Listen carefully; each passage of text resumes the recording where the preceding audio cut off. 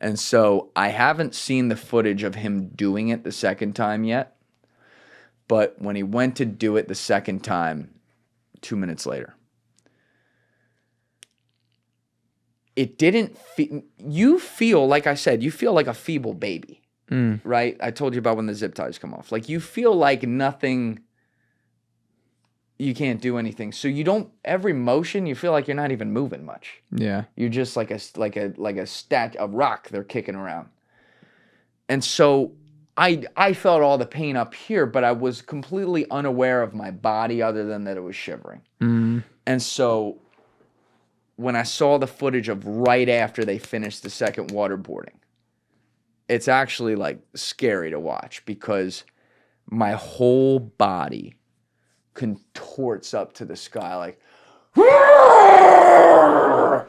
and it's like I can't even redo the sound. I don't know what sound came, like it's deeper, it's like, or something like that.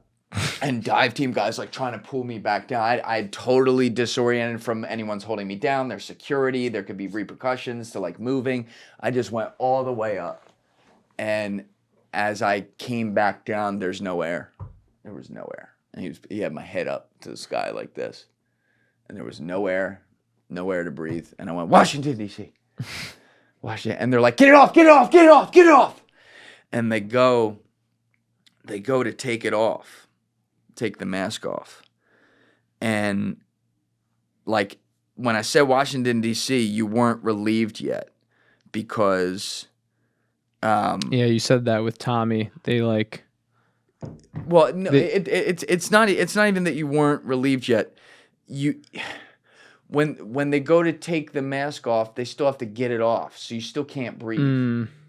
Now, there was one other thing before that second one happened. I had a strategy in my head that when this starts, I am going to, the minute he does it, like rise my head a little bit, take a breath, and then and I was like practicing in my head, my body going limp, which is, I don't know that I could have pulled it off because the shaking's happening and you can't stop the shaking. So I don't even think this would have worked, but I had a strategy in my head that I was going to like take a breath and then go feeble with my head. So they'd be like, meaning not break and pretend I fainted.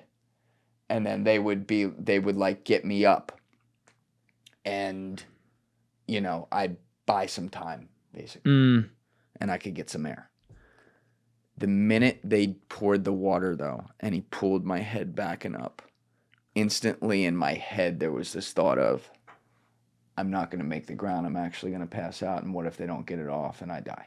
And so I said, Washington, D.C. And they pull me down. And you can see my face right here. This is like 4 seconds after they pulled the mask off. They pull me down. They pull the mask off immediately. He was like panicking to get it off. They did not expect it to get this far. And I'm like here. They pull the mask off. I look up and I see all the camera guys. And I don't have time to take in their faces yet. And a couple of security guys are back there too.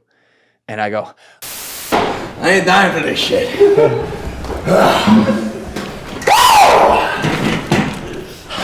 Let's clip him and get him to the interview chair. Stand up, brother. Relax, Jason. Stay there. Grab an arm. Who's got the shears? Thank you. Does anybody have the big blue shears? So they're like, all right, get him up, take him back. And they take me to the back. And then they take me by the nurse. They're like, dude, all right. They all look like they saw a ghost. They're like, get his hoodie off, get his hoodie off. No, I still have the cutoff under there. Yeah. But they get the hoodie off, and it's a puddle. Yeah. Like 3 hours later, it was still, it had been hanging Oh, out. yeah, you could look at it. Look how heavy. You can tell bro. how heavy it looks. It's all the water is just in it. And I still have the cutoff on. And my body, you will see it in the footage when they interview me on the table. My body is like this. I'm like, that was fucking crazy, bro. Holy shit. You sound like RFK. And they're like, all right, get the cutoff. I'm like, no, just leave it on. The cutoff is drenched. It's drenched just like that. And so I'm like, I'll do it right now. So I get on the bucket And they interviewed me for maybe 10, 15 minutes. I don't know what the fuck I said. I remember it completely. I just don't know what the fuck I said because I was shaking. And at the end of it, I went off to the side. Tommy sat down to do another interview. And dive team guy came over to me and like shook my hand. He's like, bro, that was really painful for me to do that. I'm like, well, it didn't look fucking painful for you. You look like you were having a great time. But he's like, no. Like, you know, I have a job to do today. But he's like, listen, brother. Because I guess I said something like this in the interview about I was disappointed that I broke. And he's like, everybody breaks. There's no terrorist that doesn't break. There's no person that doesn't break. He's like, that you did amazing. I was like, oh, wow, cool. All right, great. And I'll give some thoughts now on torture and whether it works or whatever. Here's the thing that we couldn't simulate. I might have said something like this earlier, but I want to drive this point home. He's asking us questions we know the answer to that we all know have no significance, and we know there's 5 cameras back there capturing this for a YouTube video, and we know at any time we both had a safe word, we could get out, and this was over. If this were a real scenario, which you cannot simulate, where you are actually kidnapped and you are actually being tortured, and there's no safe word, and you actually are protecting information that you view as larger than yourself for your country or something, where people's lives are at stake. You cannot simulate what the power or lack of power your mind would be able to pull off to hold out longer. Now, I do think everyone would break. I don't think the human body can take, especially when it gets to the electrocuting and stuff like that. Yeah. Everyone would break. But I knew in my head, and I kept saying this in every interview I did, I'm like, we're disoriented, but then I remember in the back of my head, this is content, it's a YouTube video, there's 5 cameramen right now. Yeah.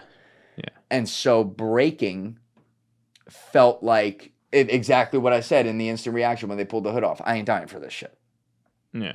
All right. Now, if I were protecting my brothers from the battlefield and if I gave up information, they'd all die.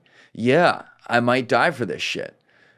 But I'd get to a point where maybe I wouldn't be able to die for this shit and I'd have to give something up because I don't even know who I am anymore. Right. If it went way farther. That's a real thing. And this begs the question where people are like, does torture work?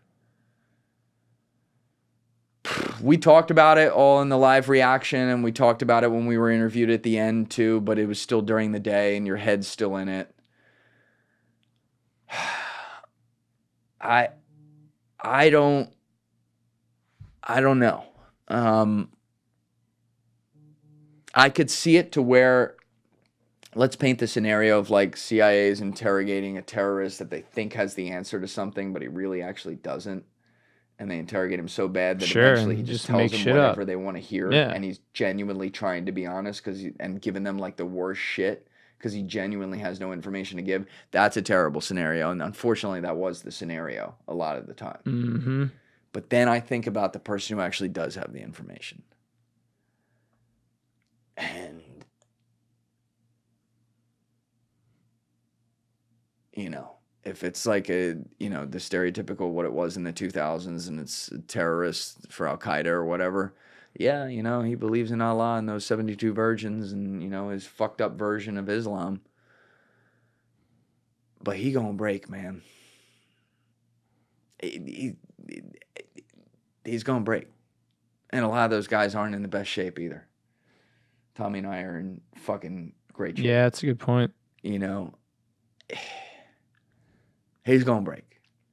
Now, whether or not that makes some torture justified, listen, I can speak on it now because I've had some of it done to me. It doesn't make me a god on the issue by any stretch of the imagination. Let's not overstate this, but, you know, I've been thinking about that a lot. Like, does this really work? And is this what, you know, I don't know. But they interviewed us, and Tommy was, you know, Tommy's such a perfectionist and such a genius with his content. I was on the phone with him for a while yesterday, recapping a lot of stuff, and he had looked at a lot of the footage and stuff, and he's like, I don't know if we gave the right answer. I'm like, Tommy, you're disoriented. That's the content. people want to see what that person is really like in that moment. And when you see us shaking like this, whoa, like he can't even control that. It's the most honest reaction you could ever have. So, also shout out to the whole team all day, just fucking crushing it. But this is a picture from after, that was right when I was on the bucket. After being waterborne, I'll send you this. You can put this up. I don't know how the fuck I was even joking around and like being a real ass person. But I'm like shaking my hair out, trying to get dry. And I'm still, that might have been like when I said, fucking Jason Statham over here, but they still weren't laughing. I could never get them to laugh all day. No matter what we did, I couldn't get them to laugh. So this was halfway through the day. It had been 2 rounds where we had been abducted like 3 hours before and torture had started 2 hours before. And we had so much content. Thank you guys for checking out this clip. If you haven't already subscribed, please subscribe and hit the like button on this video. It is a huge, huge help. And if you'd like to check out this clip's full podcast episode, that link is in the description below or right here. And finally, you can follow me on Instagram and X by using the links in my description below.